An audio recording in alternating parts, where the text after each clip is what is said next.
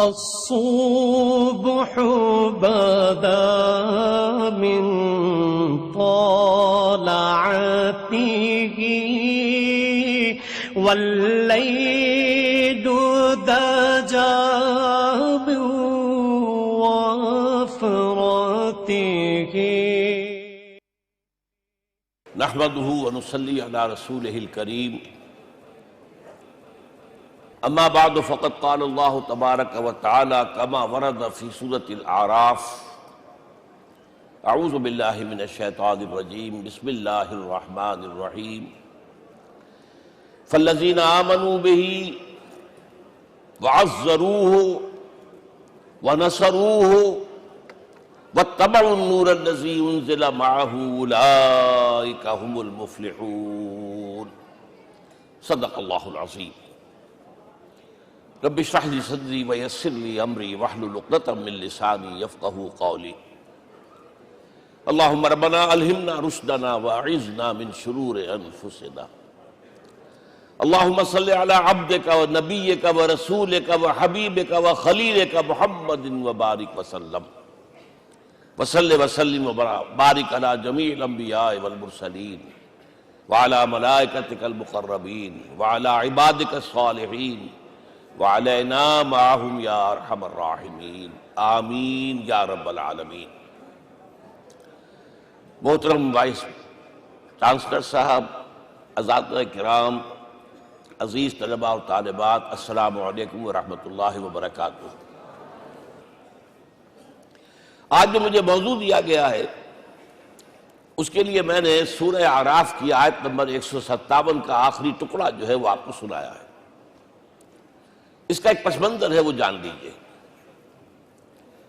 آپ کو معلوم ہے کہ جب حضرت موسیٰ بنی اسرائیل کو لے کر مصر سے نکلے ہیں، اس کے بعد مرحلہ آیا کہ اللہ تعالیٰ نے حضرت موسیٰ کو کوہ طور پر طلب فرمایا تورات عطا کرنے کے لیے۔ ان کی غیر حاضری میں ایک فتنہ کھڑا ہوا اور کچھ لوگوں نے ایک بچڑا بنا کر اس کی پرستش شروع کر دی بنی اسرائیل میں سے، سامری کا بنایا ہوا بچڑا۔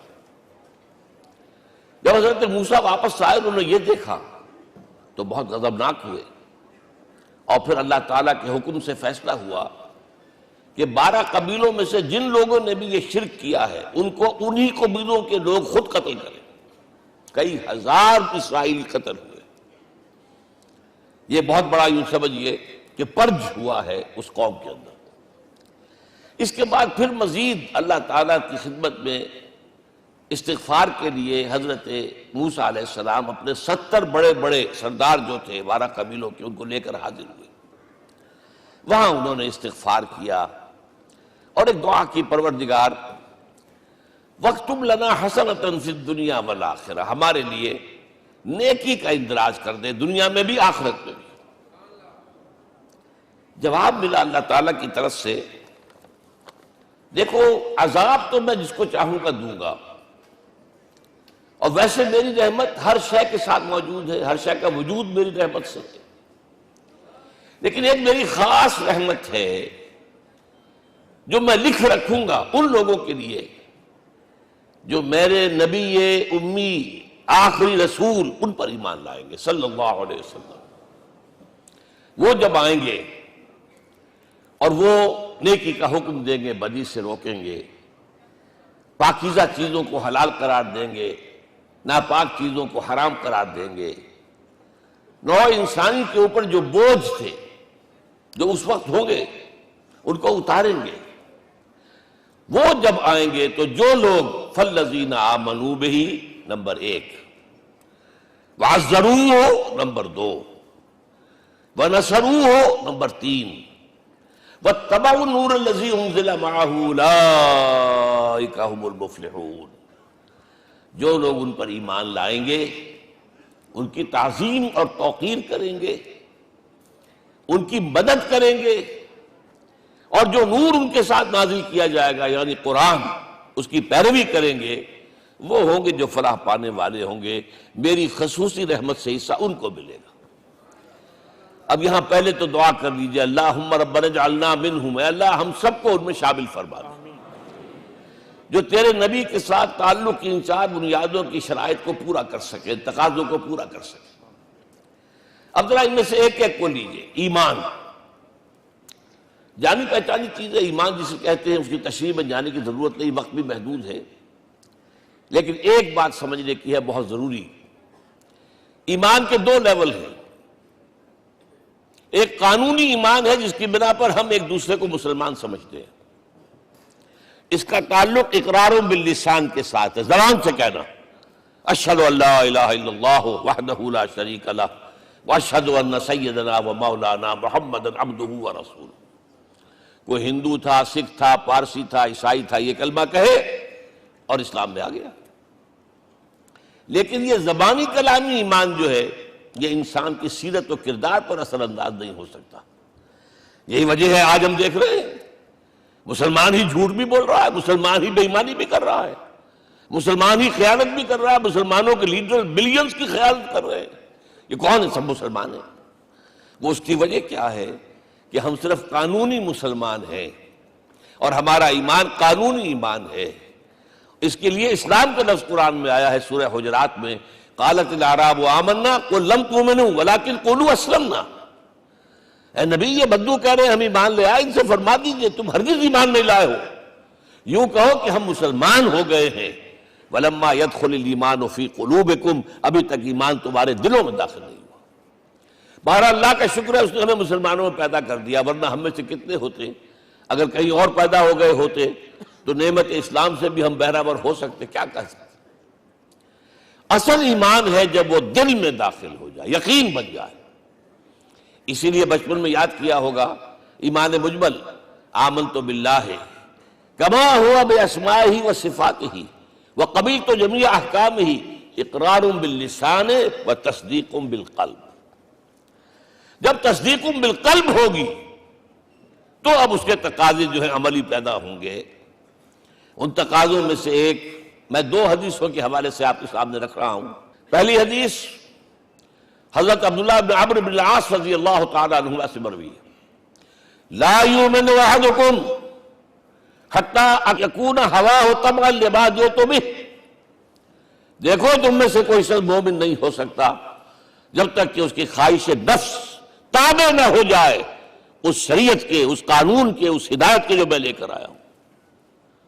اگر عملاً تابع نہیں ہوئے تو حقیقتاً مومن نہیں ہو۔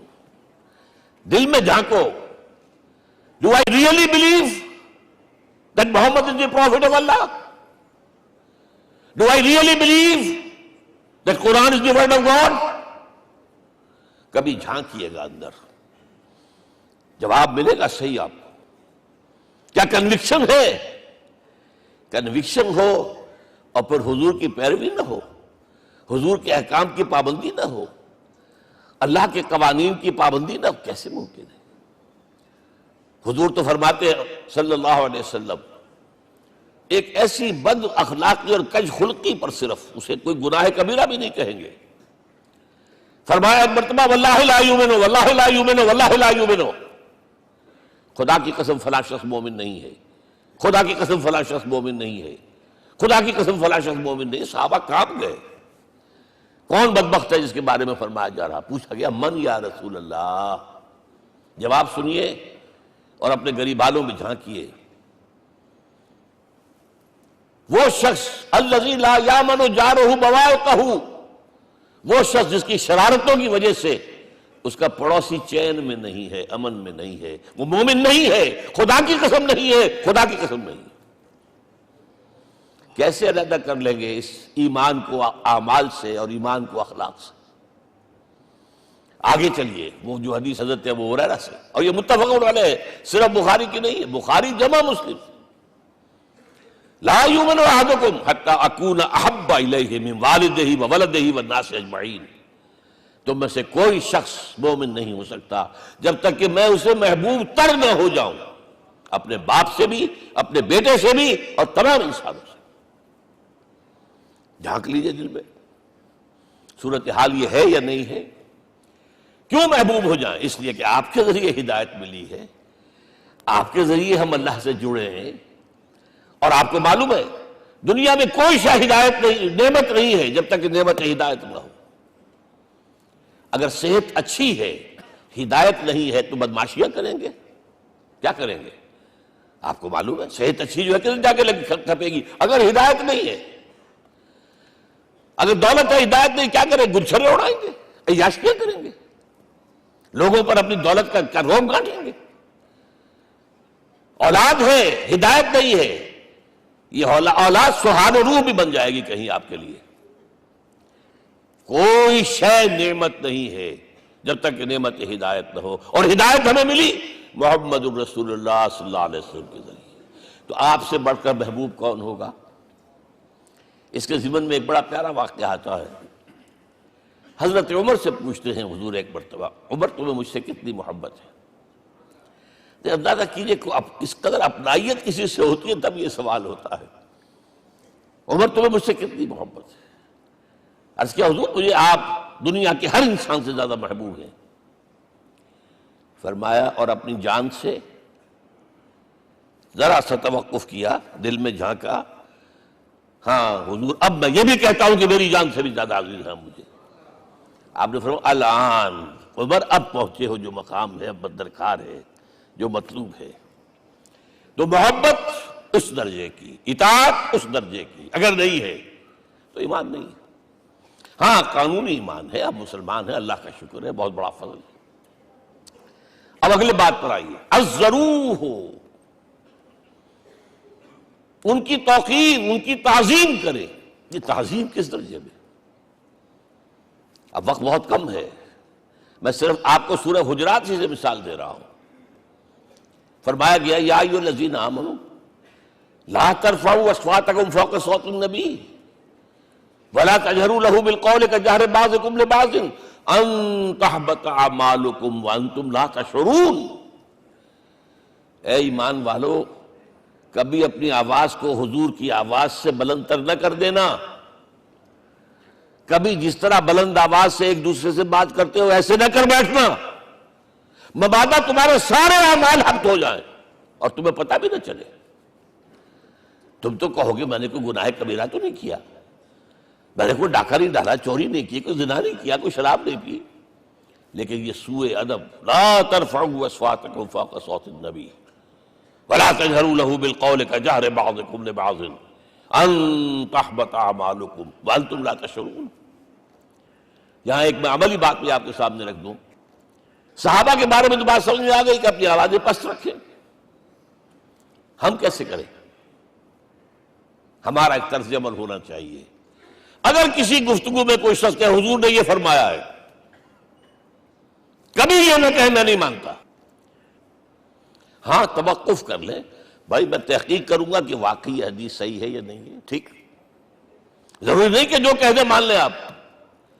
محدثین نے کتنی محنتیں کر کر کے چھانٹی کی ہے، لہذا یہ، لیکن فوراً اگر آپ نے کہا نہیں میں نہیں مانتا، یہ عقل کے خلاف ہے، یہ فلاں ہے، یہ وہ ہے، یہ ہے کہ جو آپ سوء ادب کے مرتکب ہو رہے ہیں نبی اکرم صلی اللہ علیہ وسلم کی بارگاہ میں۔ ہاں توقف کریں، غور کریں، تحقیق کریں، معلوم ہو کہ یہ حدیث پختہ نہیں ہے، مستند نہیں ہے، پھر دوسری بات ہے۔ اور یہ جان لیجئے ہمارا جو معاشرہ ہے اس کا ایک قانونی جو ہے احاطہ ہے، یہ بھی سورہ حجرات کی پہلی آیت ہے، یا ایھا الذین آمنوا لا تقدموا بین یدی اللہ ورسولہ، اللہ اور اس کے رسول کے احکام کا دائرہ ہے، اس کے اندر اندر رہو، باہر نہیں نکل سکتے۔ لیکن اس دائرے کے اندر ایک مرکزی شخصیت جس کی دل آویزی، جس کا حسن سلوک، جس کا حسن کردار، جس کا حسن اخلاق مرکز بن جائے، تمام لوگوں کی جذباتی محبت کا مرکز بن جائے، اگر یہ نہیں ہوگا تو معاشرہ مضبوط نہیں ہوگا۔ محض قانون اور دستور پر معاشرہ مضبوط نہیں ہوتا۔ کسی شخصیت، اب آپ کو معلوم ہے آخر ہندوستان کے معاشرے میں گاندھی کا ایک مقام ہے کہ نہیں ہے؟ آخر یہ سارا معاملہ چل رہا ہے اسی کے گرد کے نہیں؟ ماؤ زیدونگ کے معاملہ ہے کہ نہیں ہے؟ یہ سارا معاملہ دنیا میں عام لوگ کہہ دیتے، ریشنلسٹ لوگ، کہ ان چیزوں کی کیا ضرورت ہے، بھئی قانون دیکھنا چاہیے، دستور دیکھنا چاہیے، حکم دیکھنا نہیں۔ بھائی جذباتی وابستگی، کہ ایک ہستی تو ایسی ہو کہ جس کے کچھ کہنے پر فوراً زبانیں بند ہو جائیں، اور اس کا نقشہ میں سعودی عرب میں دیکھتا ہوں، اگر وہاں کے دو بدو لڑ رہے ہوں سخت اور ایک دوسرے کو کھانے کو دوڑ رہے ہوں، کوئی شخص کہتے صلی علی النبی، فوراً خاموش. معلوم ہوتا ہے آگ کے اوپر کسی نے پانی ڈال دیا، خاموش، صلی علی النبی، صرف یہ کہنے سے. یہ جذباتی وابستگی اگر محمد سے نہیں ہے صلی اللہ علیہ وسلم تو آپ کا معاشرہ کبھی مضبوط نہیں ہوگا. یہ مرکزی شخصیت، یہ مرکز ہے، اسی لیے ان کے احترام کا یہ درجہ ہے، کیونکہ اس سے کیا ہوگا؟ تمہارا شیرازہ بکھر جائے گا. اگر ان کے ساتھ جذباتی محبت نہیں ہوگی تمہارا شیرازہ بکھر جائے گا. یہ آیا معاملہ. اب میں آپ کو بتانا چاہتا ہوں تعظیم. ہمارے ہاں اصل میں بدقسمتی سے ہم سیرت کی تقریریں کرتے ہیں، حضور کی عظمت بیان کرنے کی کوشش کرتے ہیں. کچھ لوگ تو خیر حضور کی زلفیں ہیں، حضور کی آنکھیں ہیں، حضور کی کملی ہے، حضور کا سایہ نہیں تھا وغیرہ، یہ باتیں اپنی جگہ ہیں، ہر چیز ٹھیک ہے.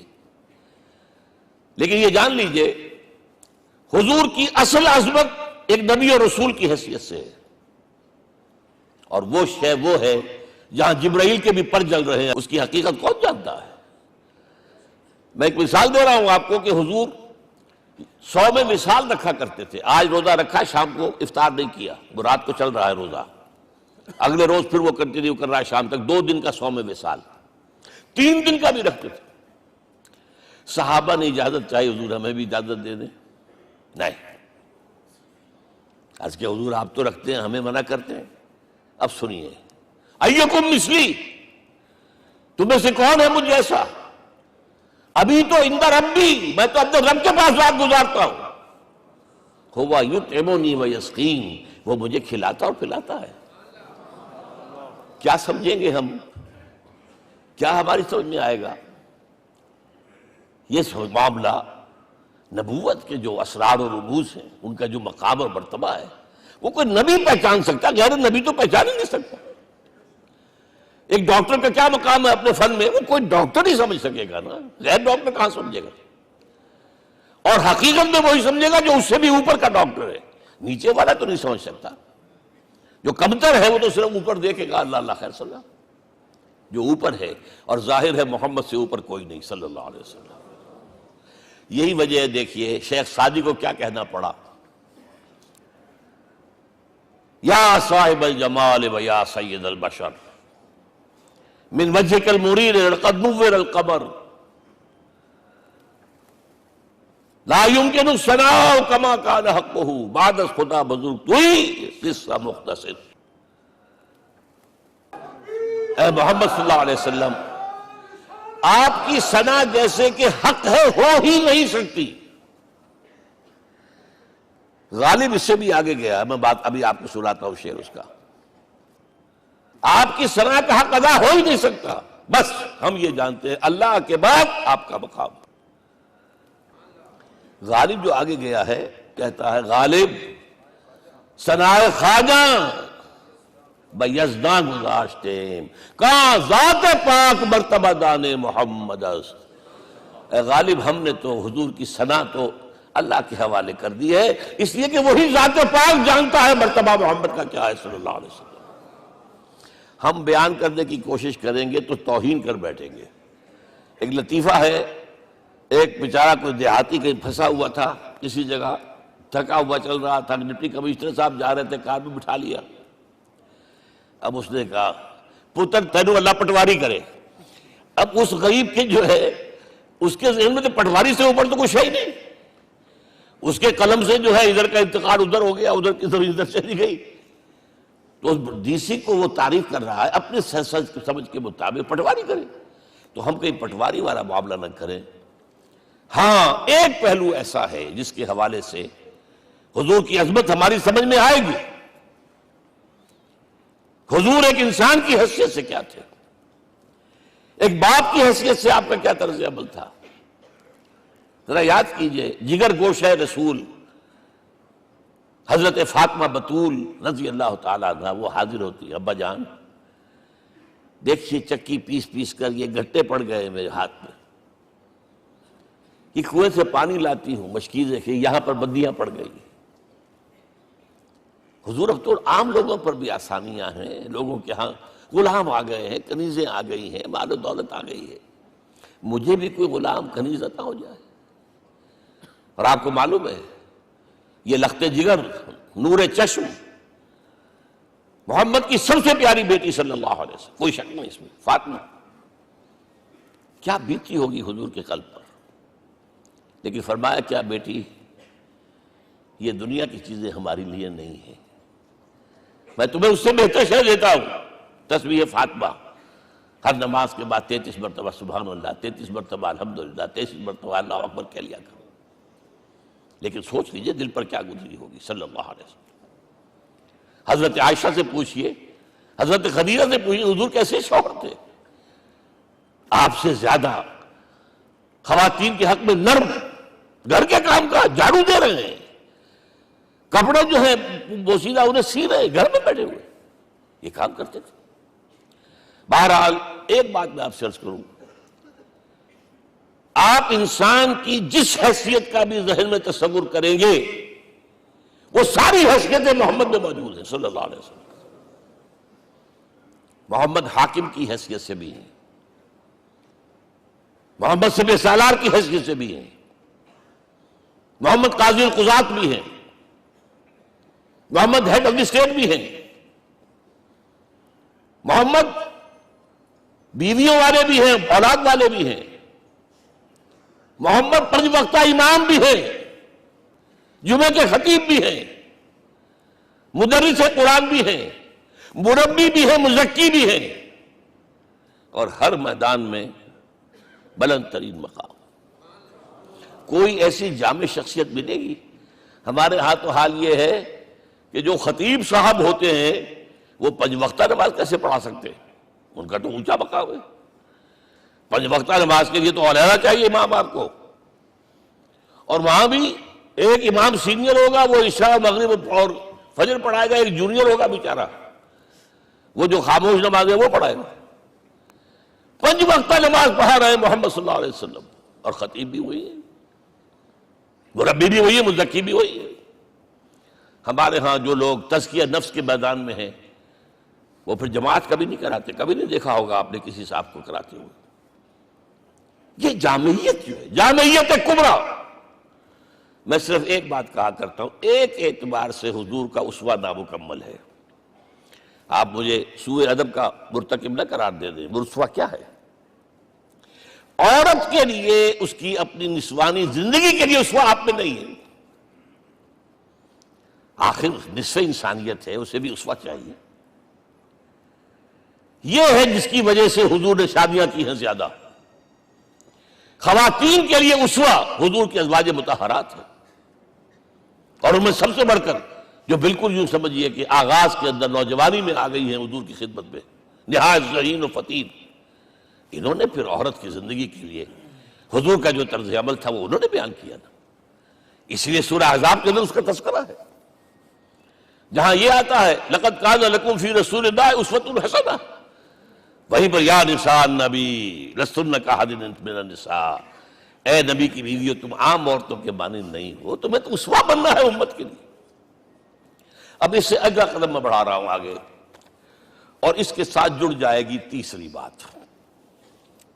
تیسری بات کیا ہے؟ وَنَّصَرُوهُ، اس کی مدد کریں صلی اللہ علیہ وسلم۔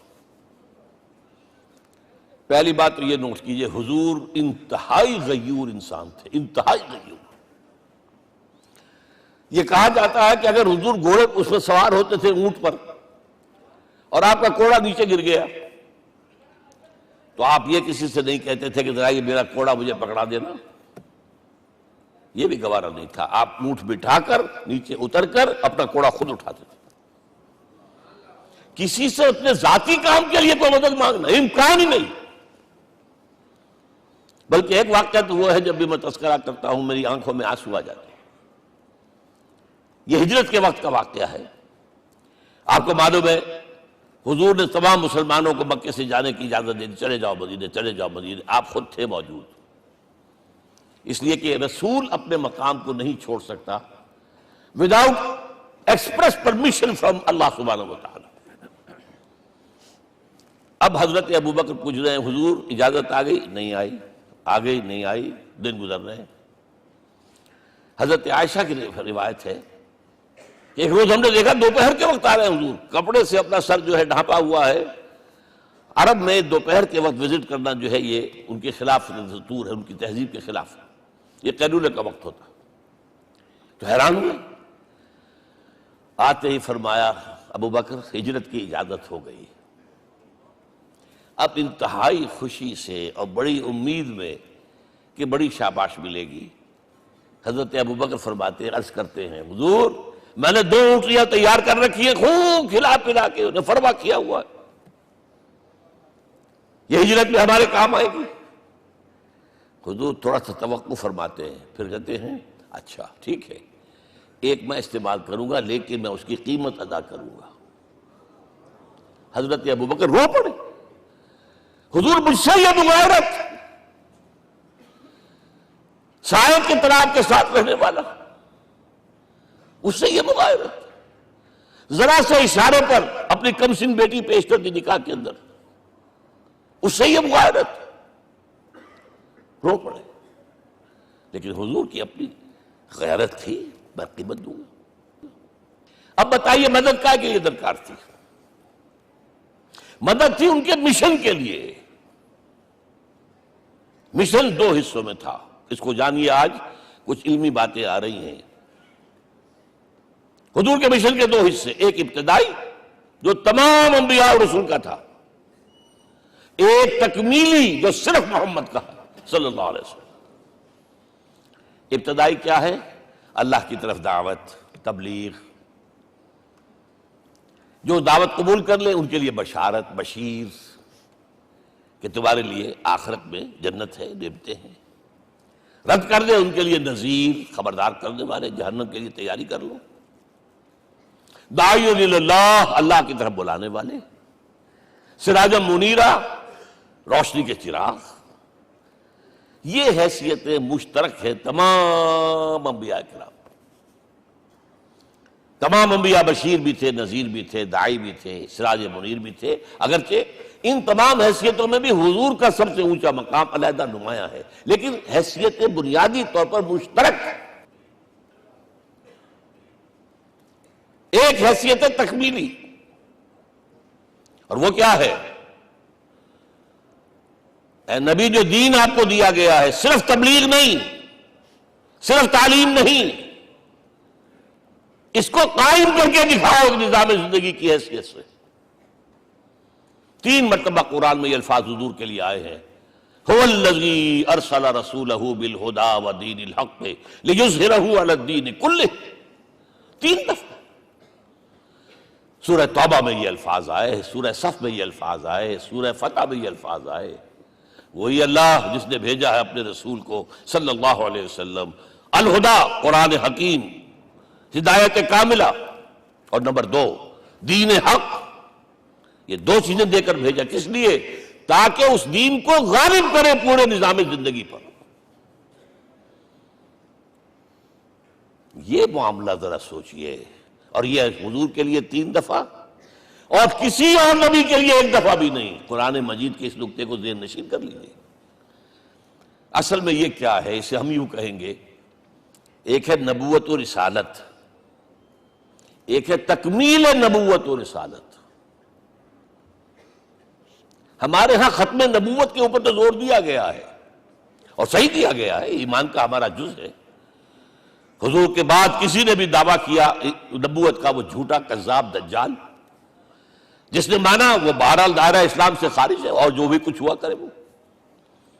یہ چونکہ قانونی بات تھی اس لیے اس کا حق ادا کیا علماء کرام نے. واقعہ یہ ہے کہ اس میں کوئی کمی نہیں رکھی، لیکن حضور کی فضیلت اس میں نہیں ہے. فرض کیجئے کہ نبوت چلی آ رہی تھی ہموار طور پر، ایک جگہ آ کے ختم ہو گئی، تو فضیلت کون سی ہوئی؟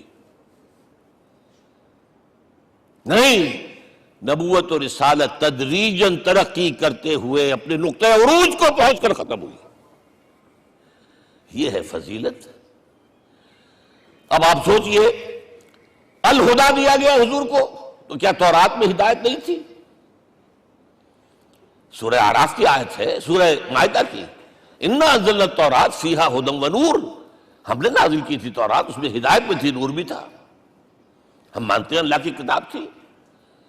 وہی فرمایا ہے انجیل فیہ ھدی و نور، اس میں ہدایت میں تھی، نور بھی تھا۔ پھر یہ الہدیٰ قرآن آیا، یہ کیا ہے؟ ہدایت نے درجہ بدرجہ ترقی کرتے ہوئے قرآن میں آ کر کامل ہو گئی، ہدایت کامل۔ وجہ کیا ہے؟ انسان کا شعور بھی تو درجہ بدرجہ بڑھا ہے۔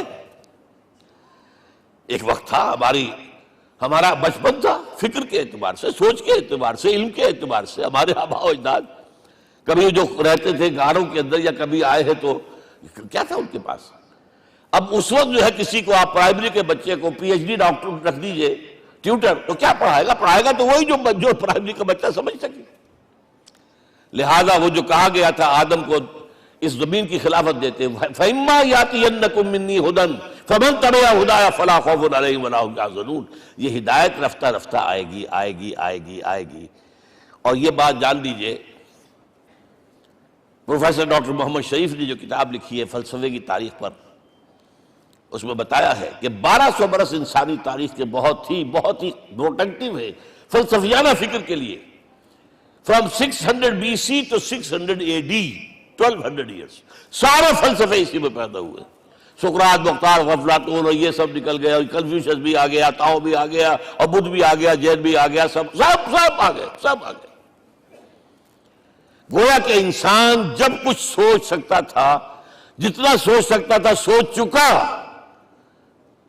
اور یہ بھی سنا دوں، حضرت عیسیٰ نے کہا تھا اپنے حواریوں سے، ڈپارٹنگ جو میسج تھا، مجھے ابھی تم سے اور بھی بہت باتیں کرنی تھی لیکن تم ان کا تحمل نہیں کر سکو گے، جب وہ فارقلیت آئے گا صلی اللہ علیہ وسلم تو تمہیں سب کچھ بتائے گا۔ لہذا جب انسان بلوغت کو پہنچا ہے فلسفیانہ فکر کے اعتبار سے، تب، اور یہ بھی نوٹ کر لیجئے، بہت اہم بات کہہ رہا ہوں، چند مہینے غار حرا کی تنہائیوں میں اللہ تعالیٰ نے حضور کو وہ سارا ذہنی سفر طے کرایا ہے۔ کیا کرتے تھے حضور جا کر غار حرا میں؟ کبھی سوچا آپ نے؟ اگر آپ یہودیوں میں پیدا ہوئے ہوتے تو یہودی طرز پر آپ عبادت کرتے، اگر کہیں عیسائیوں میں پیدا ہوتے تو عیسائیوں کی طرف پر آپ تو نہیں تھے، آپ تو پیدا وہ مشرکین میں شرک کرنے کا امکان ہی نہیں آپ کے لیے، تو کیا کرتے تھے؟ حدیث کے الفاظ یہ یتحنث فی، وہاں جا کر عبادت کرتے تھے۔ اب شارحین حدیث نے بہت عمدہ لکھا ہے، کانا صفت تعبدہ فی غار حرا التفکر والاعتبار، غار حرا میں آپ کی عبادت فکر، غور و فکر، تفکر و اعتبار، جس کی میں تعبیر یہ کر رہا ہوں، جس کو کہا کبھی اکبر الہ آبادی نے، خدا کے کام دیکھو بعد کیا ہے اور کیا پہلے، نظر آتا ہے مجھ کو بدر سے غار حرا پہلے۔ تم غار حرا کو نہیں جانتے، مصطفیٰ اندر حرا خلوت گزید، قوم آئین و حکومت آفرید۔ The most productive part of the period life of Muhammad is that which he passed in غار حرا۔ فکر کی ساری جو ہیں بلندیاں طے کی، تب آیا ہے اقرأ بسم ربک، اب اللہ کا الہدیٰ شروع ہوا ہے۔ اچھا، اسی طرح نمبر 2، دین حق مکمل ہوا ہے۔ ورنہ جب ہم کبھی غاروں میں رہتے تھے کسی میونسپلٹی کا بھی سوال نہیں، نظام کسے کہیں گے؟ پھر یہ ہے کہ قبائلی نظام آیا، چلیے ایک شیخ ہے اس کا کہنا ماننا ہے سب کو، کچھ نظام تو بن گیا نا، اور نظام جہاں آئے گا جکڑ بندی ہو جائے گی۔ اب تم فلاں قبیلے کے شخص ہو، اس کا قبیلے کا سردار یہ، تمہیں حکم ماننا پڑے گا، اس قبیلے کی روایت یہ ہے، تمہیں پیروی کرنی پڑے گی، you have to do it whether you like it or not۔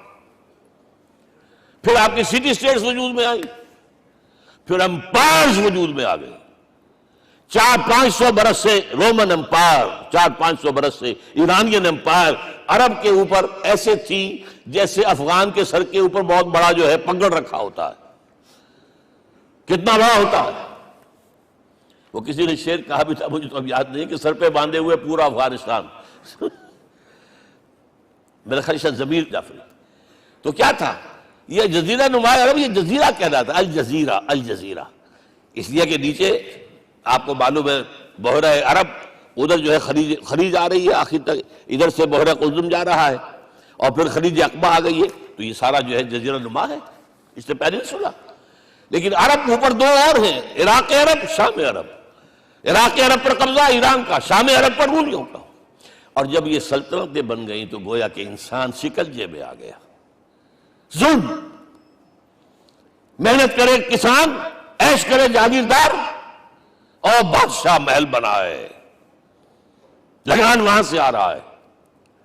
از جفائے دے خدایاں کشتے دہ خانہ خراب، کرگے پر بیٹھا ہوا کوئی کھدر بن رہا ہے، ٹیکس دو۔ بادشاہ محل بھی بنائے گا، یاشیاں بھی کرے گا، سارا نسوانی حسن جو ہے کوہ قاف کا لے آئے گا اپنے ہاں، اور پھر فوج بھی رکھے گا۔ ذرا تم نے گردن اٹھائی تو تمہاری سرکوبی کرنے کے لیے فوج تیار ہے۔ یہ جب جکڑ بند آئی ہے انسان پر، تب محمد کو بھیجا گیا ہے۔ دلی بیٹ، اسے آزاد کرانے والا، دین حق دیا گیا۔ یہ دین حق قرآن مجید میں اسی لیے کہا گیا، یہ میں کہہ رہا ہوں تکمیل رسالت النبوت۔ الیوم اکملت لکم دینکم واتممت علیکم نعمتی ورضیت لکم الاسلام دینا۔ آج میں نے تمہارے لیے تمہارے دین کو کامل کر دیا ہے، یہ مکمل نظام زندگی ہم نے دیا ہے، پہلے تھا ہی نہیں۔ لہذا کسی اور نبی سے یہ نہیں کہا گیا کہ اس کو غالب کرو، میں نے آپ کو بتا دیا کہیں نہیں ہے۔ نہ نوح، نہ ہود، نہ صالح، نہ ابراہیم، نہ موسیٰ، نہ عیسیٰ، کوئی بھی نہیں۔ اور حضور سے کہا گیا یہ دین اب غالب کرو۔ اگر صرف تم کتاب میں لکھ کر دے جاؤ اور اس کے مثال پیش نہ کر سکو، دنیا کہے گی بہت اچھی شاعری ہے۔ آج بھی آپ کو معلوم ہے دی ریپبلک کتاب زندہ ہے، لیکن آج تک ایک دن کے لیے بھی وہ نظام کہیں قائم ہوا ہے؟ ہم یہی کہیں گے کہ ٹھیک ہے، یہ جو ہے ایک خواب ہے، اللہ اللہ فرض، اس کے سوا کیا یوٹوپیا ہے؟ اس نظام کو قائم کر کے دکھاؤ۔ اب آپ اس کو اینالائز کر لیجئے، اچھی طرح سمجھ لیجئے۔ It was the revolutionary role which was assigned to محمد صلی اللہ علیہ وسلم۔ نظام کو بدلنا، اسی کا نام تو انقلاب ہے۔ انقلاب کسے کہتے ہیں؟ دنیا میں دو نظام ایک جگہ نہیں ہو سکتے، مذہب 100 بھی ہو سکتے ایک جگہ۔ مذہب لمیٹڈ ہے، آپ کی ذاتی زندگی، آپ کے کچھ عقائد ہیں، کچھ عبادات ہیں، کچھ رسومات ہیں، کچھ سوشل رائٹس ہیں، یہ ہے بس۔ تو یہ تو 100 بھی they can coexist۔ امریکہ میں کتنے ہیں؟ مسلمان گئے مسجدیں بنا لی ہیں، ہندو گئے ہیں مندر بنا لیے ہیں، سکھ گئے ہیں ان کے گردوارے بنے ہوئے ہیں، سلوتے یعنی یہودیوں کے عیسائیوں کے تو بے شمار ہے ہی ہے، لیکن ہے ہمہ مذہب۔ لیکن دین تو دو نہیں ہو سکتے، یا ڈیموکریسی ہوگی یا بادشاہت ہوگی، ایک تو دو تو نہیں ہو سکتے۔ یا کیپٹلزم ہوگا یا سوشلزم ہوگا، دو تو نہیں ہو سکتے۔ یا تھیوکریسی ہوگی یا ڈیموکریسی ہوگی، دو نہیں ہو سکتے۔ اور یہ بھی آپ کو معلوم ہے دنیا میں کہیں ویکیوم نہیں ہے، نظام کے اعتبار سے کبھی نہیں رہا ہے، ہر ایک نظام موجود ہے۔ آپ کوئی دوسرا نظام لانا چاہتے ہیں، پہلے اس کو جڑ سے اکھیڑنا پڑے گا۔ گفت رومی ہر بنائے کوہنا کا آباداں کلند، تو نہ دانی اولاں تعمیر راں ویراں کلند۔ رومی نے کہا ہے کہ دیکھو اگر کوئی نئی تعمیر تمہیں کرنی ہو تو تم جانتے نہیں ہو پہلے پرانی تعمیر کو گرانا پڑتا ہے، پہلے آپ نظام جڑ سے کھینچ کر پھینکیں گے باہر، تب نظام لائیں گے نا۔ اور یہ ظاہر بات ہے جو نظام بھی ہے اس کے ساتھ ویسٹڈ انٹرسٹ ہے، اس کے ساتھ پریولیج کلاسز ہیں، دے وانٹ اسٹیٹس کو، وہ کوئی تبدیلی نہیں ماننے کو تیار، کیونکہ اسی نظام کی شاخوں پر تو ان کے گھونسلے بنے ہوئے، وہیں سے تو مفادات ان کے وابستہ ہے۔ لہذا نظام جو ہے بدلنے کے لیے جانیں دینی پڑتی ہیں، خون بہانا پڑتا ہے، جان جوکھوں کا کام کرنا پڑتا ہے، اس کے بغیر نظام نہیں بدلتا۔ اور محمد کا رول صلی اللہ علیہ وسلم، یہ ہے وہ عظمت محمد کی جو انسان نے پہچانی ہے۔ میں 3 گواہیاں آپ کے سامنے پیش کر رہا ہوں، 1 from the east, 2 from the west, 3 کہیں ملوے ہے۔ یہی لاہور 1920، یہاں ایک بریڈلا ہال ہوتا تھا، اس بریڈلا ہال میں ایم این رائے کی ایک تقریر۔ And who was M. N. Roy? Personal friend of Lenin, member of the Communist International, He knew what revolution is. اور اس نے ہسٹوریکل رول آف اسلام تقریر کی لاہور کے اندر 1920 میں، اور اس نے کہا تاریخ انسانی کا عظیم ترین انقلاب وہ تھا جو محمد نے برپا کیا صلی اللہ علیہ وسلم۔ میں تو اس کی ذہانت کی داد دیے بغیر نہیں رہا۔ اس نے کہا بعض مورخین یہ جو فتوحات کی ہیں صحابہ کرام نے، ان کو سمجھ بیٹھتے ہیں جیسے اٹیلا نے فتوحات کی ہیں یا چنگیز خان نے کی ہے یا کسی اور، کہاں وہ کہاں یہ، وہاں صرف تباہی آتی تھی، اور محمد صلی اللہ علیہ وسلم کے پیروکاروں نے جب دنیا فتح کی ہے، نئی تہذیب دی ہے، نیا تمدن دیا ہے، نیا نظام دیا ہے، روشنی دی ہے، علوم کو تازہ کیا ہے، علوم ایجاد کیے ہیں۔ یہ ہے وہ انقلاب جو محمد نے برپا کیا صلی اللہ علیہ وسلم۔ یہ کتاب آج بھی ہندوستان میں چھپتی ہے، بمبئی میں، دی ہسٹوریکل رول آف اسلام۔ اور میں سمجھتا ہوں کہ ہندو ہے، کمیونسٹ ہے اور گواہی دے رہا ہے۔ دوسرا، یہ تو چونکہ بڑی ریسنٹ پاسٹ کی بات ہے، ڈاکٹر مائیکل ہارٹ ایک کتاب لکھتا ہے دی 100، اور اس کا سب ٹائٹل کیا ہے؟ A selection and gradation of the 100 most influential personalities of the human race, human history۔ پوری انسانی نسل میں سے ان لوگوں کو چن لو جنہوں نے اس کی تاریخ کے دھارے کے رخ کو موڑا ہو۔ ادھر جا رہا تھا ادھر کر دیا، ادھر جا رہا تھا ادھر کر دیا۔ جن لوگوں نے بھی تاریخ کا دھارا موڑا، پہلے سلیکٹ کر لو، سلیکشن۔ 100 آدمی کا ہم آ گئے، اب گریڈیشن، ان میں سب سے زیادہ کس نے کیا، اور ٹاپ پر لایا محمد کو صلی اللہ علیہ وسلم۔ یہ کتاب تو اویلیبل ہے، پڑھیے۔ اور چونکہ عیسائی ہیں اور حضرت عیسیٰ کو نمبر 3 پر لے گیا، غور کیجئے۔ نمبر 2 پر لایا نیوٹن کو، بابائے طبیعیات،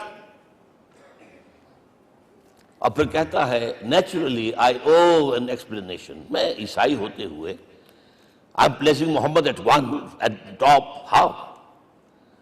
This is because, یہ لفظ یاد کیجئے، this is because he is the only person supremely successful in both the religious and secular fields۔ ذہانت، وہ زندگی جو آج تقسیم کر دی گئی ہے، یہ مذہبی زندگی ہے، یہ سیکولر ہے، یہ ریاست ہے، قانون ہے، یہ ہے، اور اس کو علیحدہ رکھو بھائی، مذہب کو علیحدہ رکھو۔ وہ کہتے ہیں کہ یا تو مجھے ملتا ہے کہ وہ آدمی جو ادھر اونچا ہے تو دوسری طرف نیچا ہے، کچھ بھی نہیں، ادھر اونچا ہے تو ادھر کچھ نہیں۔ روحانیت میں، دین میں، اخلاق میں عیسیٰ سے اوپر کون جائے گا؟ لیکن حکومت میں، ریاست میں کوئی پدہ بھی نہیں رکھا، زیرو۔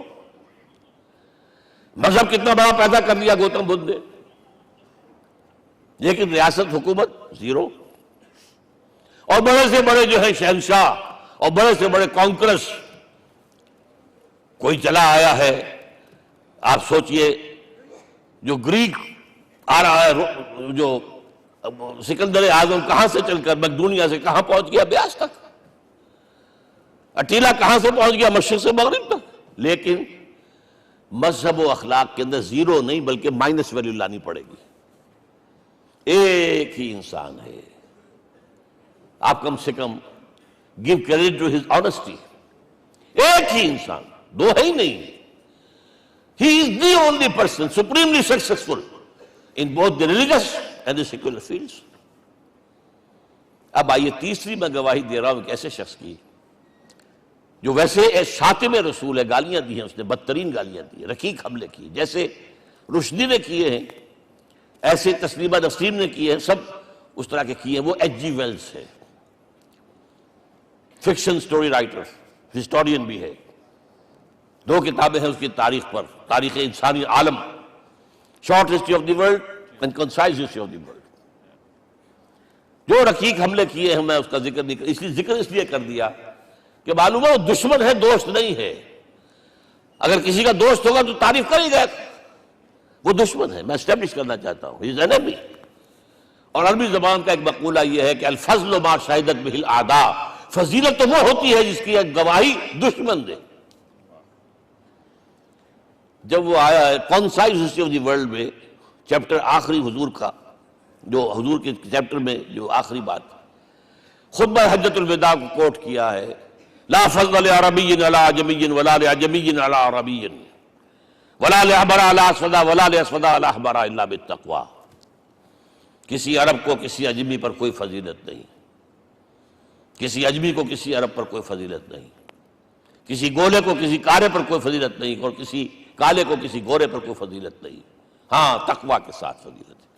اب ذرا میرا ایک ایک لفظ نوٹ کیجئے، کیا لکھتا ہے اس پر؟ Although the sermons of human freedom, fraternity and equality were said before also, and we find a lot of these sermons in Jesus of Nazareth. مسیح ناصری حضرت عیسیٰ علیہ السلام کے ہاں بھی واعظ تو ہمیں بہت ملتے ہیں، but it must be accepted that it was Muhammad صلی اللہ علیہ وسلم who for the first time in history established a society based on these principles. انسانی حریت، اخوت، مساوات، اس کے واعظ کہنے تو بہت آسان ہے، تقریریں کرنی تو بہت آسان ہے، لیکن ان ویلیوز کو باقاعدہ اسٹیبلش کرنا ایک سوسائٹی میں ماننا پڑتا ہے، یہ اسے دینا پڑا ہے کریڈٹ جو بھی ہے. لیکن ایک بات نوٹ کر لیں، مبادہ کہیں آپ میرے بارے میں سوء ظن ہو جائے، تازہ ایڈیشن جو اب اویلیبل ہے اس میں سے یہ نکال دیے گئے ہیں. آج کے جو ان کے ایڈیٹرز ہیں ان کے حلق سے نیچے نہیں اتر رہے. اتنی بڑی حقیقت، آپ پنجاب لائبریری یا پبلک لائبریری سے جا کے پرانا ایڈیشن لیجئے، concise history of the world کے اندر آپ کو یہ الفاظ مل جائیں گے. Although the sermons of human fraternity, freedom and equality were said before also, and we have a lot of these sermons in Jesus of Nazareth, but it must be accepted that it was Muhammad sallallahu alaihi wasallam who for the first time in history established a society based on these principles. اب یہ جو mission میں نے آپ کے سامنے رکھا، ایک بنیادی مشن قرآن کی تبلیغ کرو، تبلیغ کرو، تبلیغ کرو، تبلیغ کرو. یا ایھا رسول بلغ ما انزل الیک من ربک وان لم تفعل فما بلغت رسالتہ. نمبر 2، جو دین حق دیا اسے غالب کرو، قائم کرو، نافذ کرو، اس کی مثال پیش کرو دنیا کے سامنے. ان دونوں میں مدد درکار تھی محمد الرسول اللہ کو. جیسے حضرت مسیح نے کہا تھا، وَإِذْ قَالَ عِيسَىٰ ابْنُ مَرْيَمَ لِلْحَوَارِيِّينَ مَنْ أَنصَارِي إِلَى اللَّهِ، کون ہے میرا مددگار اللہ کی راہ میں.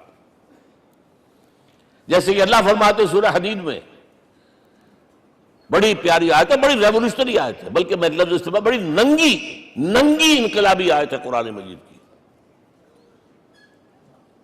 اتنا صاف اللہ تعالیٰ ہی سچ بول سکتا ہے، کوئی اور تو ضرور کہیں نہ کہیں اس کے اوپر کوئی کپڑا ڈال کے بات کرے گا.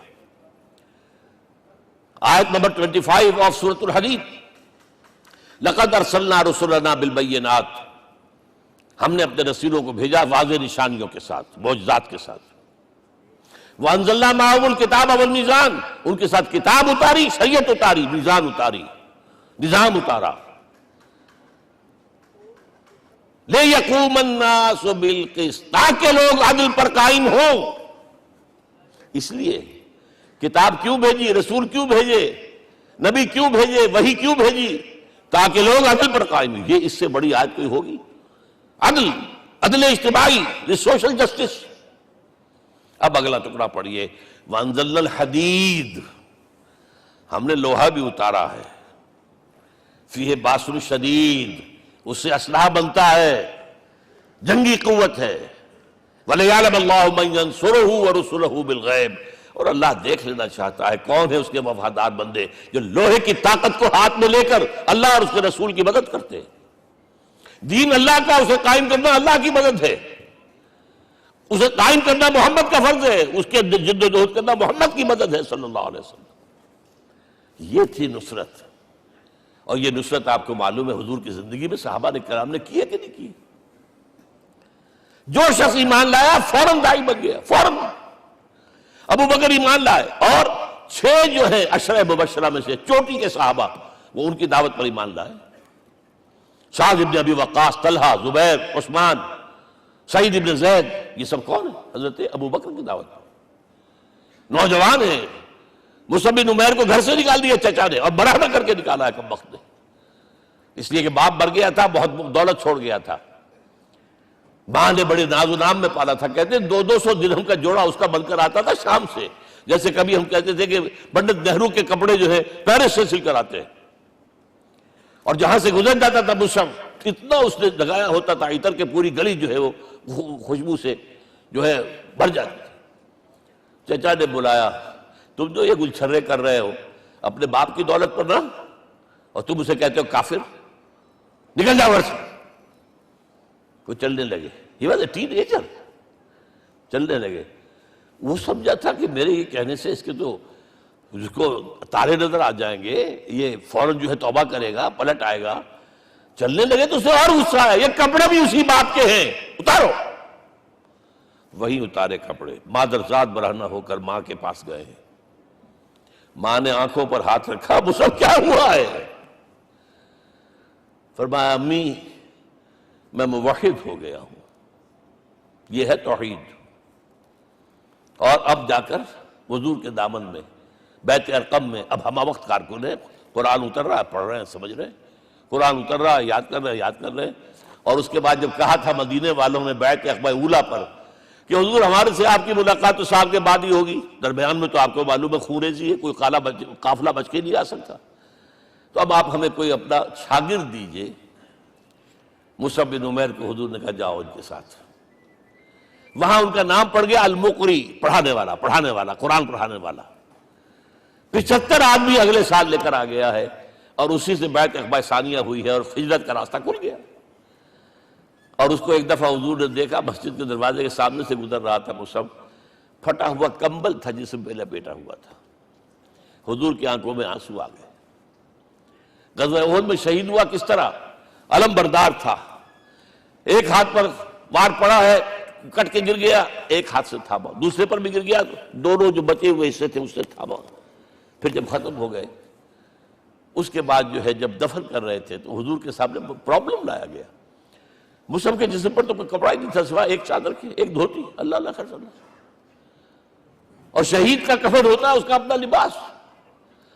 حضور وہ اتنا چھوٹی ہے وہ چادر کہ پاؤں ڈھانپتے ہیں تو سر کھل جاتا ہے، سر ڈھانپتے ہیں تو پاؤں کھل جاتے ہیں. فرمایا سر کو ڈھانپ دو کپڑے سے اور پیروں پر گھاس ڈال دو. That was the last dress which Mus'ab got. تو یہ لوگ جو تھے محمد رسول اللہ والذین معہ، یہ ساتھی حضور کے جنہوں نے حضور کے مشن میں آپ کا ساتھ دیا. اور ایک خاص مرحلے کا تو میں آپ کے سامنے ذکر ہی کر دوں، اس لیے کہ دین کی اقامت، دین کا غلبہ، اس میں تو جہاد اور قتال آئے گا لا محالہ. Nobody is going to allow you to change the system. اگر سسٹم بدلتا ہے تو اس کے ساتھ جو مفادات بدلتے ہیں وہ ختم ہو جاتے ہیں، جو پریولیجز ہیں وہ ختم ہو جاتے ہیں. لہذا جب غزوہ بدر کا مرحلہ آیا ہے، حضور نے مجلس شورا منعقد کی، اور آپ نے جو وہی سے آپ کو بتا دیا گیا تھا، دیکھو ایک قافلہ آ رہا ہے شمال سے، مال غنیمت سے لدا پھدا ہے، اور 50 صرف اس کے ساتھ محافظ ہیں.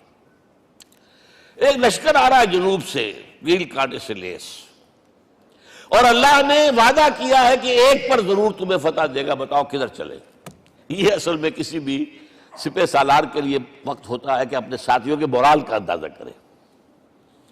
کچھ ہوں گے ہم جیسے کمزور بھی، انہوں نے کہا کہ حضور پہلے قافلے کی طرف چلے، آسانی سے فتح بھی ہو جائے گی اور ہتھیار مل جائیں گے ہمیں. ہمارے پاس تو ہتھیار بھی نہیں ہے، گنتی کے لوگوں کے پاس تلواریں بھی نہیں سب کے پاس، تو 50 آدمیوں کے ہتھیار تو ملیں گے، پھر لشکر سے نپٹ لیں. اب حضور کہہ رہے ہیں اشیرونی اشیرونی اشیرونی. حضرت مقداد بن اسود کھڑے ہوتے ہیں، حضور ہمیں موسیٰ کے ساتھی نہ سمجھیے جنہوں نے کہہ دیا فَذَهَبْ أَنْتَ وَرَبُّكَ فَقَاتِلَا إِنَّا هَاهُنَا قَاعِدُونَ. ہم موسیٰ کے ساتھی نہیں ہیں، ہم آپ کے جانثار ہیں. آپ جو آپ کی نیت ہے آپ بسم اللہ کیجئے، اب آپ کو کیا پتا ہمارے ذریعے آپ کو اللہ تعالیٰ آنکھوں کی ٹھنڈک عطا فرمائے. حضور پھر فرمائے مجھے مشورہ دو، مجھے مشورہ دو. تب خیال آیا سعد ابن عبادہ رضی اللہ تعالیٰ عنہ کو، جو رئیس انصار تھے، ہو نہ ہو یہ ہماری طرف روئے سخن ہے، کیونکہ بیعت عقبہ ثانیہ جس کے نتیجے میں ہجرت ہوئی ہے اس میں طے یہ ہوا تھا کہ اگر یہ مکے والے مدینے پر حملہ آور ہوں گے آپ کو ختم کرنے کے لیے، ہم آپ کی حفاظت ایسے ہی کریں گے جیسے اپنے بیوی بچوں کی. اور ابھی مدینے پر حملہ ہوا نہیں ہے، حضور پری ایمپٹ کر رہے ہیں، باہر نکل کے مقابلہ کرنا چاہ رہے ہیں. تو گویا کہ انصار کور نہیں ہوتے اس کے اندر، اس لیے بار بار اشیرونی، مجھے مشورہ دو۔ اب سعد بن عبادہ کھڑے ہوتے ہیں، کانک تعنینا یا رسول اللہ صلی اللہ علیہ وسلم، اے اللہ کے رسول شاید آپ کا روئے سخن ہماری جانب ہے، فإنا آمنا بک وصدقناک، ہم آپ پر ایمان لا چکے ہیں، ہم نے آپ کی تصدیق کی، اب ہمارے پاس چوائس کون سا ہے؟ اگر آپ آگے چلیں ہم پیچھے چلیں گے، اگر برق الغماد تک پہنچیں گے ہم اپنی اونٹنیوں کو دبلا کر دیں گے، یمن کا آخری شہر جو ہے برق الغماد، اور اگر آپ ساحل سمندر پر کھڑے ہو کر اپنی سواری سمندر میں ڈالیں گے ہم بھی ڈال دیں۔ بہرحال یہ مراحل ہیں کہ جن سے گزر کر حضور نے اللہ کے دین کو غالب کیا اور قائم کیا، اور اس ہر سطح پر، ہر مرحلے پر صحابہ کرام نے آپ کا ساتھ دیا، جہاں آپ کا پسینہ گرا وہاں انہوں نے اپنی خون کی ندیاں بہا دی۔ محمد رسول اللہ والذین معہ اشداء علی الکفار رحماء بینہم، یہ ہے در حقیقت عظمت محمد صلی اللہ علیہ وسلم۔ آج کے دور میں سمجھ لیجئے اچھی طرح، یہ دور جس کا کہ فاتح ہے حضور، فاتح سے مطلب افتتاح کرنے والے، اس دور میں اجتماعی نظام کی اصل اہمیت ہے۔ اجتماعی نظام غلط ہے، ایکسپلائٹیٹو ہے، تقسیم دولت کا نظام غلط ہے۔ کیا ہوگا؟ ایک طرف دولت جمع ہوگی، ایکومولیشن آف ویلتھ، ایک طرف بھوک، افلاس، فاقہ ہوگا۔ شاہ ولی اللہ دہلوی کہتے ہیں کہ جس معاشرے میں تقسیم دولت کا نظام غلط ہو جائے، یہ دو دھاری تلوار ہے، دو دھاری، دونوں طرف کاٹتی ہے۔ ایک طرف دولت جمع ہوگی تو عیاشیاں ہوں گی، بدماشیاں ہوں گی، گلچرے ہوں گے، وہ بھی خراب، معاشرے کے لیے خراب، اور ایک طرف فقر ہوگا اور بھوک ہوگی اور فاقہ ہوگا، یہ بھی خراب۔ اس لیے کہ حضور فرماتے ہیں کاد الفقر ان یکون کفرا، فقر تو انسان کو کفر کی حد تک پہنچا دیتا ہے، لہذا فق کو کل نظام کو توڑنا ہوگا۔ یہ الفاظ ہے شاہ ولی اللہ دہلوی رحمۃ اللہ علیہ کے، جو 12ویں صدی ہجری کے مجدد ہیں۔ اس نظام کو بدلنا، اب آپ سوچئے حضور صلی اللہ علیہ وسلم نے جب اپنے اس مشن کی تکمیل کر لی، تو میں اب دو باتیں آپ کو بتا رہا ہوں۔ چونکہ حضور کی بعثت صرف عرب کے لیے نہیں تھی، صرف عربوں کے لیے نہیں تھی، صرف ملک عرب کے لیے نہیں تھی۔ اگر یہ ہوتا تو آپ کا کام مکمل ہو گیا تھا، پورے عرب میں اللہ کی حکومت قائم ہو گئی، ایک ایک شخص تک قرآن پہنچ گیا۔ لیکن 5 جگہ قرآن میں آیا ہے وَمَا أَرْسَلْنَاكَ إِلَّا كَافَّةً لِلنَّاسِ بَشِيرًا وَنَذِيرًا، ہم نے نہیں بھیجا آپ کو مگر تمام انسانوں کے لیے بشیر اور نذیر بنا کر۔ لہذا کام مکمل نہیں ہوا۔ اقبال کہتا ہے وقت فرصت ہے کہاں، کام ابھی باقی ہے، نور توحید کا اتمام ابھی باقی ہے۔ یہ بھی تکمیل رسالت کا مظہر ہے کہ حضور سے پہلے کوئی رسول پوری نوع انسانی کے لیے نہیں بھیجا گیا، آپ پہلے رسول ہیں اللہ کے اور آخری جو پوری نوع انسانی کے لیے بھیجے گئے۔ حضرت عیسیٰ نے بھی یہی کہا تھا اپنے حواریین سے، تو سینٹ پال نے اسے تبلیغی مذہب بنایا ہے۔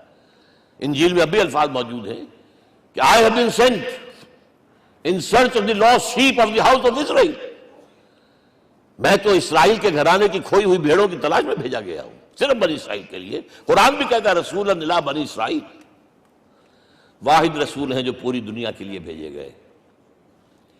اچھا کہہ دینا تو آسان ہو گیا، اس کا مطلب کیا ہے؟ جب تک پوری دنیا پر اللہ کا دین غالب نہ ہو، محمد کا مقصد بعثت ہنوز شرمندہ تکمیل ہے، اور یہ ہوگا، اس کی خبر دی ہے۔ یہ ایک تحفہ میں لے کر آیا آپ کے لیے، 8 صفحے ہیں، لیکن یہ سمجھیے کہ یہ سونے کے حروف سے شر لکھے ہوئے ہیں، وہ احادیث، وہ آیات جن میں حضور نے خبر دی ہے کہ پوری دنیا پر اللہ کا دین غالب ہوگا۔ ہو نہیں سکتا کہ دنیا ختم ہو جائے اور محمد کا مقصد بعثت ابھی مکمل نہ ہو، ناممکن۔ جن آیات کو پڑھیے، ان میں پھر احادیث پڑھیے۔ میں صرف 2 حدیثیں آپ کو سنا دوں۔ ایک میں حضور نے اپنے زمانے سے لے کر قیامت تک کے 5 ادوار گنائے ہیں، آپ پڑھ لیجیے گا، ٹیکسٹ ہے یہ، اور خدا کے لیے اس کی قدر کیجیے گا، یہ آیات ہیں، احادیث پھینک نہ دیجیے خدا کے لیے کہیں۔ اور اس کے اندر جو ہے اس وقت کے جو مایوسی کے اندھیارے ہمارے اوپر چھائے ہوئے ہیں، اس کا علاج ہے کہ نہیں، اور بھی دور فلک ہیں ابھی آنے والے، ناز اتنا نہ کریں ہم کو ستانے والے۔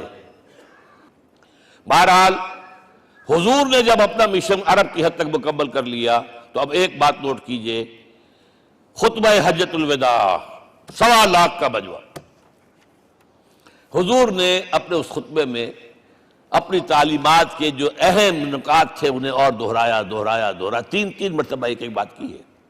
لاؤڈ سپیکر تو تھا نہیں، پہلے آپ ادھر رخ کرتے تھے، آپ کہتے تھے کچھ، ادھر لوگ آدمی آگے کھڑا ہوا اس کو آگے پہنچاتا اور آگے پہنچاتا تھا، پھر آپ سامنے رخ کر کے کہتے تھے، پھر بائیں طرف رخ کر کے 3 مرتبہ، ایک لفظ 3 مرتبہ۔ آخر میں ایک سوال کیا ہے، الا هل بلغت، دیکھو لوگوں میں نے پہنچا دیا یا نہیں؟ کیونکہ قرآن میں تحدید آئی تھی، اے نبی یا ایھا النبی بلغ ما انزل الیک من ربک وان لم تفعل فما بلغت رسالتہ، اے نبی جو کچھ تم پر نازل کیا گیا اللہ کی طرف سے پہنچا دو، اور اگر نہیں کیا تو رسالت کا حق ادا نہیں ہوگا۔ اور اس میں سورہ اعراف کی آیت نمبر 6 اگر پڑھ لیں، فَلَنَسْأَلَنَّ الَّذِينَ أُرْسِلَ إِلَيْهِمْ وَلَنَسْأَلَنَّ الْمُرْسَلِينَ، ہم ان سے بھی پوچھیں گے جن کی طرف رسولوں کو بھیجا، اور رسولوں سے پوچھیں گے ہم نے تمہارے پاس اپنا پیغام پہنچایا تھا، تم نے پہنچایا کہ نہیں لوگوں کو؟ اس لیے حضور نے گواہی لی، الا هل بلغت، دیکھو میں نے پہنچا دیا کہ نہیں؟ اور جواب کیا ملا؟ انا نشہد انک قد بلغت رسالۃ وادیت الامانۃ ونصحت الامۃ وکشفت الغمۃ، ہم گواہ ہیں حضور آپ نے رسالت کا حق ادا کر دیا، امانت کا حق ادا کر دیا، ہماری خیر خواہی کا حق ادا کر دیا، اور گمراہی کے اندھیرے جو ہے انہیں چھانٹ کر رکھ دیا۔ اب آپ نے آسمان کی طرف نگاہ کی، انگشت شہادت سے وہی 3 مرتبہ اللہم اشہد اللہم اشہد اللہم اشہد، اللہ تو بھی گواہ ہے، یہ مان رہے۔ یہ ہے سائی آف ریلیف، یہ بوجھ جو میرے کندھے پر آیا تھا، انا سنلقی علیک قولا ثقیلا، یہ اب منتقل ہو گیا، اب امت کو منتقل ہوا۔ لہذا آخری لفظ کیا تھا؟ فَلْيُبَلِّغِ الشَّاهِدُ الْغَائِبَ، اب جو یہاں موجود ہیں ان کا فرض ہے کہ پہنچائیں ان کو جو یہاں نہیں ہے۔ میں صرف تمہارے لیے رسول نہیں ہوں، ایک فرد نوع بشر تک دنیا میں جو اس وقت ہے، اور ایک فرد نوع بشر جو آخر تک آئے گا قیامت تک، اس تک قرآن پہنچانا تمہارے ذمہ ہے۔ ہم نے نہیں پہنچایا، اسی لیے آج ہم اللہ کے عذاب میں ہیں۔ آج کیوں ذلیل کے کل تک نہ تھی پسند گستاخی فرشتہ ہماری جناب میں؟ 1.5 بلین مسلمان، لیکن عزت نام کی کوئی شے ہے؟ G7 G9 G11 G13 G15 کوئی مسلمان بھی ہے ان میں؟ نہ 3 میں نہ 13 میں، نہ G7 میں نہ G15 میں، نن۔ اتنی بڑی تعداد، سیکیورٹی کونسل میں کسی سیٹ کی امید ہے؟ بند۔ آپ کے وسائل پر ان کا قبضہ ہے، آپ کی ٹیکسیشن کے احکام وہاں سے آ رہے ہیں، ریٹ بڑھاؤ، چینی کے اس کے بڑھاؤ، اور فلاں کے بڑھاؤ، اور بجلی کے بڑھاؤ، اور تیل کے بڑھاؤ، کیا ہو رہا ہے؟ کیوں ذلیل ہے؟ اور نمبر 2، آج دنیا میں خون اگر بہ رہا ہے تو صرف مسلمان کا ہو گیا، مانند آب ارضا مسلمان کا لہو۔ 60 سال سے کشمیر اور فلسطین، پھر درمیان میں صومالیہ، چچنیا، کوسوو، یہ سب بوسنیا، پھر آپ کو معلوم ہے فلپائنز، پھر جو کچھ ہوا افغانستان میں، اور جو کچھ ہوا اب ہو رہا ہے، جو کچھ ہوا عراق میں۔ یہ کیوں ہے؟ We are criminals number 1. We have not done our duty. ہم نے قرآن کو اپنا امام نہیں بنایا، دوسروں کے سامنے کیا پیش کریں گے؟ ہمارا اپنا سارا نظام سود کے اوپر مبنی ہے۔ بہرحال پہلا فرض یہ ہے، اب اس کو پہنچاؤ، اور یہاں تک فرمایا بلغوا عنی ولو آیۃ، پہنچاؤ میری جانب سے چاہے ایک ہی آیت، preach on my behalf۔ یہ کام جو ہے، جو کہا گیا تھا، واقعہ یہ کہ میں 50 برس سے کر رہا ہوں، یہ آج کی بات نہیں ہے۔ تکمیل اور تدوین فن میں جو بھی حفیظ کا حصہ ہے، نصف صدی کا قصہ ہے، 2-4 برس کی بات نہیں۔ میں میڈیکل کالج کے زمانے سے درس قرآن دے رہا ہوں، جب یہ طلبہ کے اجتماعات کے درمیان درس قرآن ہوتا تھا، جماعت اسلامی کا رکن تھا تو درس قرآن ہوتا تھا، اور اس کے بعد سے میری زندگی کا بیشتر وقت اس میں لگا، بیشتر اور بہتر۔ یہ حضور کا حکم ہے، پہنچاؤ میری جانب سے چاہے ایک ہی آیت پہنچاؤ۔ اچھا نمبر 2، اب حکم دیا گیا، اس کی مثال میں دے رہا ہوں آپ کے سامنے۔ جب ایران کے ساتھ جنگ شروع ہوئی ہے تو سپہ سالار افواج ایران رستم نے وفد بلایا ایک، اے عربو تم پہلے بھی ہم پر حملے کیا کرتے تھے، لیکن پہلے لوٹ مار کر کے واپس چلے جاتے تھے۔ یہ جان لیجئے یہ ہسٹری کا ایک موقع ہے خاص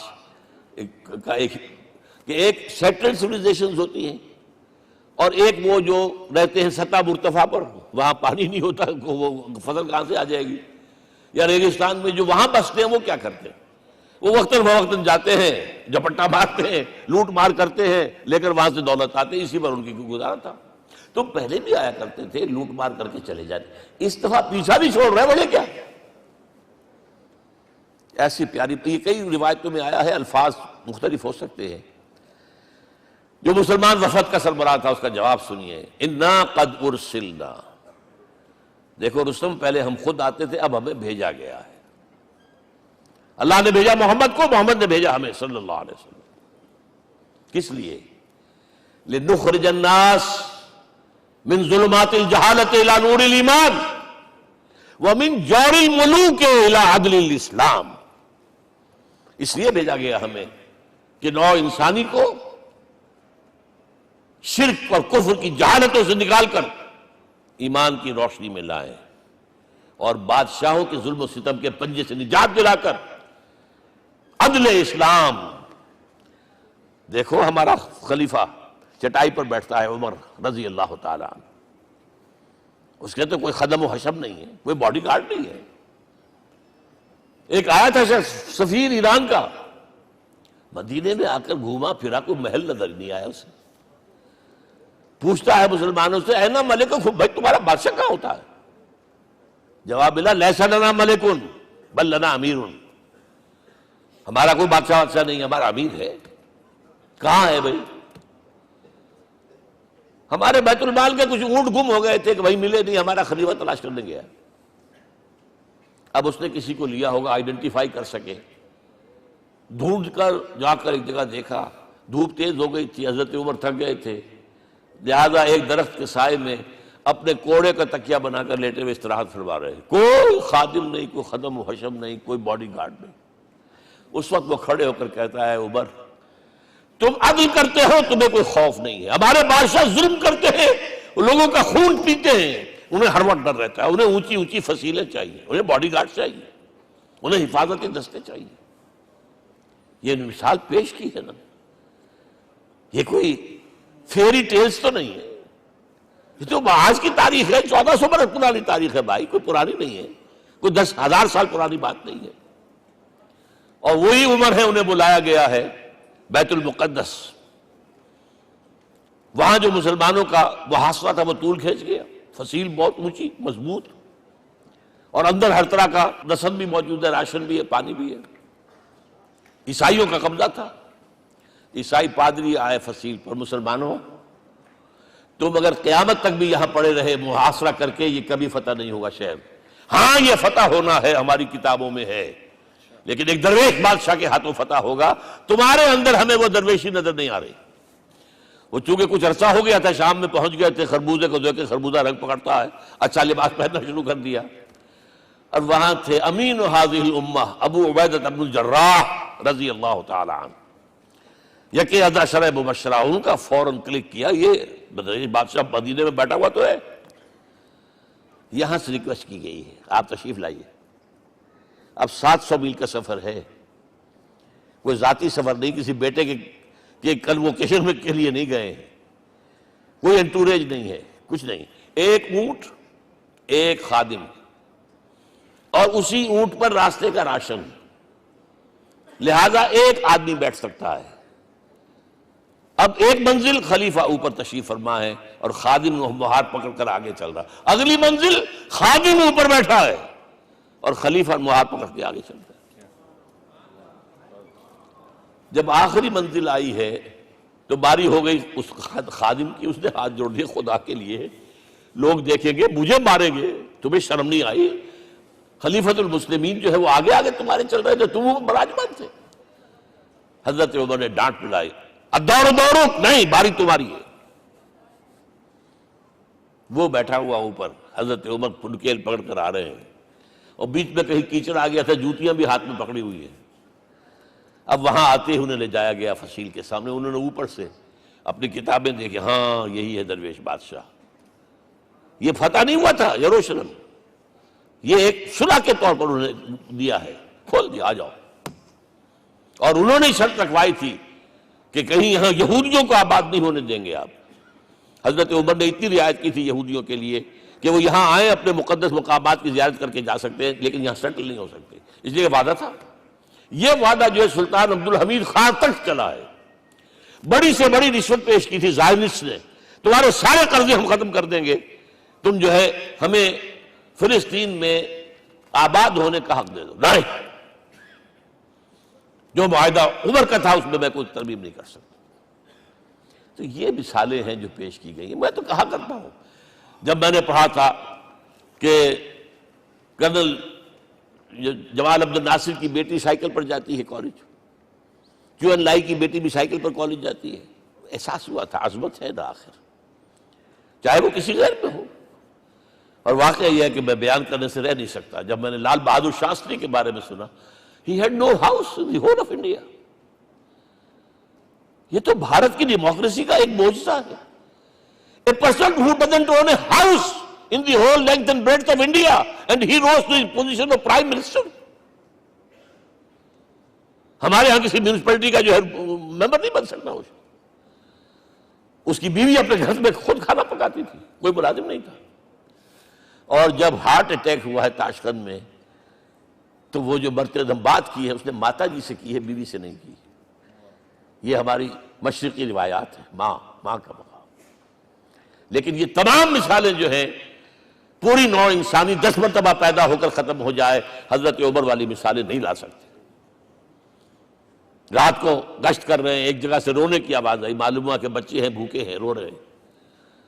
ماں سے پوچھا گیا کیا معاملہ ہے، کہ کیا کروں، کچھ نہیں ہے، میں نے یہ آنڈی چڑھا دی ہے، چولہے کے اوپر آگ جلا دی ہے، بچوں سے کہا کچھ پک رہا ہے، ذرا انتظار کرو، سو جائیں گے۔ کانپ گئے، ایسی گئے سیدھے بیت المال، آٹے کی بوری اپنے غلام سے کہا میرے کندھے پر رکھ، پہلے چلتا ہوں، نہیں قیامت کے دن تم میرا بوجھ نہیں اٹھا سکو گے۔ اپنے کندھے پر بوری رکھ کر لائے ہیں، کھانا پکوایا، کھلایا بچوں۔ اب اگر حضور یہ کہے کہ سید القوم خادم ہوں، تو یہ حقیقت تھی کہ نہیں تھی؟ ورنہ اگر یہ مثال نہ آتی تو کہتے جی شاعری تو اچھی ہے، بہت اچھا شعر کہہ دیا، کوئی سردار بھی کبھی خادم ہوا ہے۔ اب یہ ہے کہ یہ نظام دنیا میں، بس آخری بات میں آ گیا ہوں، یہ خوشخبریاں میں آپ کے ساتھ یہ تحفہ لے کر آیا، یہ پڑھیے کہ نظام دوبارہ آنا ہے۔ محمد کی پیشن گوئی غلط نہیں ہو سکتی، وہ صادق المصدوق صلی اللہ علیہ وسلم۔ اگرچہ ابھی ہمیں اور سزائیں ملنی ہیں، اور سخت سے سختر سزائیں آنی ہیں۔ ابھی آرمگیڈون سر پر تنی ہوئی ہے، کھڑی ہوئی ہے، ملحمۃ العظمیٰ جسے حدیث میں کہا گیا۔ آرمگیڈون پتہ نہیں آپ نے کبھی سنا ہے کہ نہیں سنا ہے؟ یہ بائبل کی آخری کتاب جو ریولیشن جان ہے، اس میں ہے کہ ایک بہت بڑی جنگ ہوگی، گریٹر اسرائیل بنانے کے لیے بہت بڑی جنگ ہوگی، and you set the stage has been set for that۔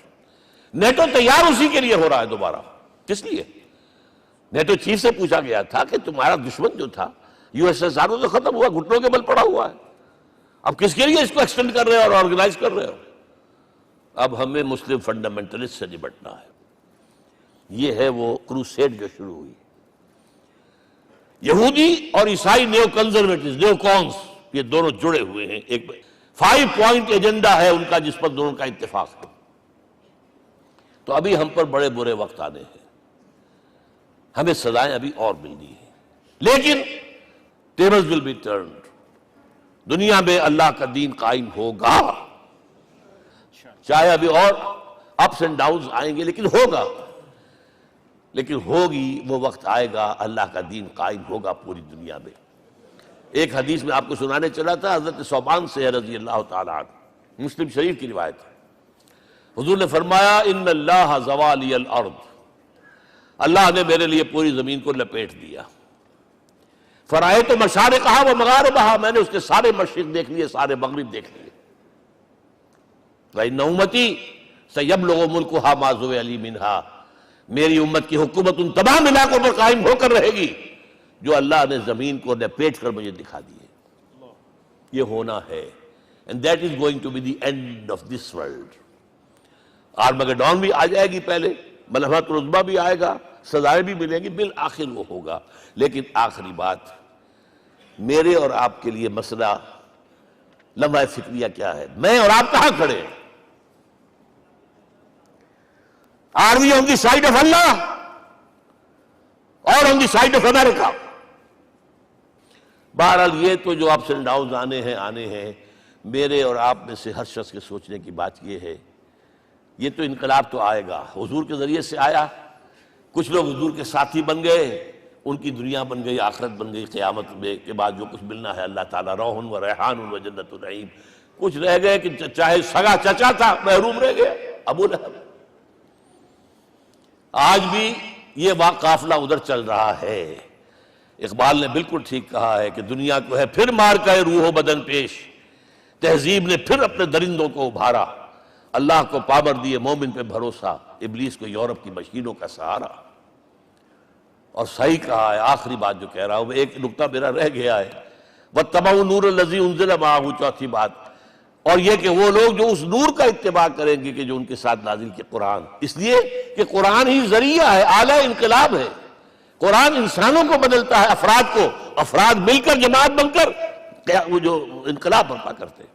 But individual change, Iqbal کے الفاظ میں چوں بجاں در رفت جاں دیگر شود، یہ قرآن اگر کسی کے باطن میں اتر جاتا ہے تو اس کے اندر انقلاب آ جاتا ہے. He is a change person from ودن.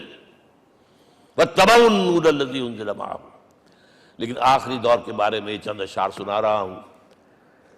شب گریزاں ہوگی آخر جلوہ خورشید سے، یہ چمن معمور ہوگا نغمہ توحید سے، ہو کر رہے گا.